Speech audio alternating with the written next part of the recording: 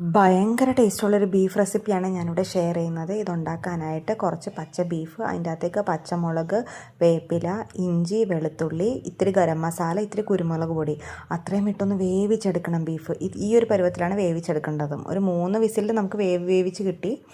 എന്നിട്ട് നമ്മളുടെ ബീഫ് ഇങ്ങനെയാണ് ഫൈനലി ആവുന്നത്. അതെങ്ങനെയാണെന്ന് പറഞ്ഞു തരാവേ.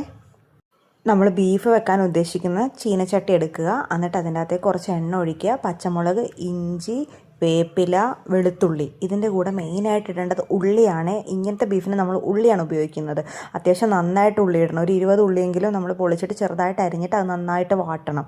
അത് നന്നായിട്ട് വാടി വരുന്നവരെ വെയിറ്റ് ചെയ്തിട്ട് അതിൻ്റെ അകത്തേക്ക് തേങ്ങാക്കൊത്ത് ഇതുപോലെ അരിഞ്ഞിടാവുന്നതാണ്. എന്നിട്ട് അതും കൂടെ അങ്ങോട്ട് മൊരിച്ചെടുക്കണം. തേങ്ങാക്കൊത്ത് ഇതിലിടാൻ ബുദ്ധിമുട്ടുള്ള ആൾക്കാർക്ക് വേണമെങ്കിൽ വേറെ ഒരു എണ്ണയിൽ തേങ്ങാക്കൊത്ത് വറുത്തിട്ട് ഇതിൻ്റെ അകത്തേക്ക് ഇടാവുന്നതാണ്. എന്നിട്ട് ഇതെല്ലാം കൂടെ അങ്ങോട്ട് നന്നായിട്ട് മിക്സ് ചെയ്തതിന് ശേഷം അതിലേക്ക് കുറച്ച് ബീഫ് ആഡ് ചെയ്യണം. ഒരു 1/2 കിലോ ബീഫാണ് ഞാൻ ഉദ്ദേശിക്കുന്നത്. അതങ്ങോട്ട് ആഡ് ചെയ്തതിന് ശേഷം നന്നായിട്ടൊന്ന് ഇളക്കണം. ഇളക്കിയതിന് ശേഷം അതിൻ്റെ അകത്തേക്ക് നമ്മൾ 2 സ്പൂൺ മുളക് പൊടി, 1 സ്പൂൺ കാശ്മീരി മുളക്, ഒരു സ്പൂണോളം മല്ലിപ്പൊടി, ഒരു ഇത്തിരി ഗരം മസാല, അതൊരു 1/4 സ്പൂൺ വല്ലതും മതിയാവുക. ഗരം മസാല ഓൾറെഡി ഗരം മസാല ഇട്ടാണല്ലോ നമ്മൾ വേവിച്ചത്. അപ്പോൾ കുറച്ച് ഗരം മസാല, കുറച്ച് മഞ്ഞൾപ്പൊടി, പിന്നെ അതിൻ്റെ കൂട്ടത്തിൽ കുറച്ച് കുരുമുളക് പൊടി. ഇതൊക്കെ എല്ലാം നിങ്ങളുടെ എരിവിനനുസരിച്ച് വേണം ഇടാനായിട്ട്. ആ റേഷ്യോ ഒന്ന് നോക്കിയാൽ മതി. അതിന് നിങ്ങൾക്ക് ഭയങ്കര എരിവ് വേണമെങ്കിൽ കൂട്ടിയിടുക, കുറവ് എരിവ് വേണമെങ്കിൽ കുറച്ചിടുക.